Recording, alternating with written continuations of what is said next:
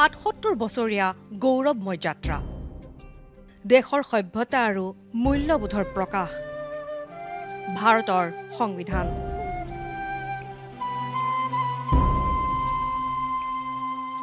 ৭৭ সংখ্যক গণতন্ত্ৰ দিৱস উদযাপন কৰিলে দেশবাসীয়ে 1950 চনৰ ২৬ জানুৱাৰীৰ দিনটোত আমাৰ সংবিধান কাৰ্যকৰী হৈছিল যি ভাৰতৰ পৰিচালনাৰ নথিৰূপে পৰিগণিত হৈছিল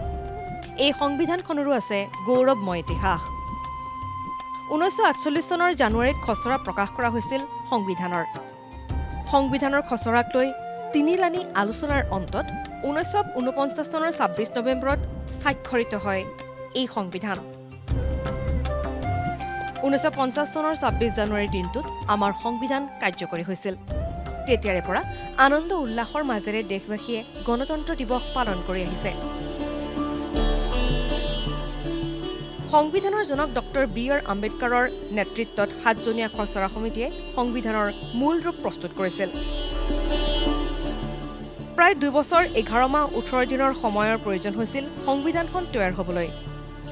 সংবিধানৰ প্ৰস্তাৱনাত ভাৰতক সাৰ্বভৌম সমাজবাদী ধৰ্মনিৰপেক্ষ গণতান্ত্ৰিক গণৰাজ্য হিচাপে উল্লেখ কৰি নাগৰিকৰ বাবে ন্যায় স্বাধীনতা সমতা আৰু ভাতৃত্বভাৱক গুৰুত্ব দিয়া হৈছে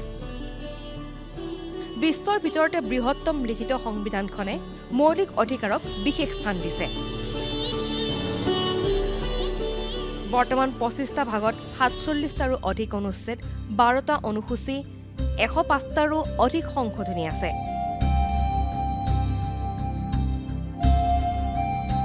কেইবাখনো দেশৰ সংবিধানৰ আৰ্হি লৈ ৰচনা কৰা আমাৰ সংবিধানে দেশৰ সকলো স্তৰৰ নাগৰিকৰ অধিকাৰক সুৰক্ষা প্ৰদান কৰিছে news desk, DD news Assam.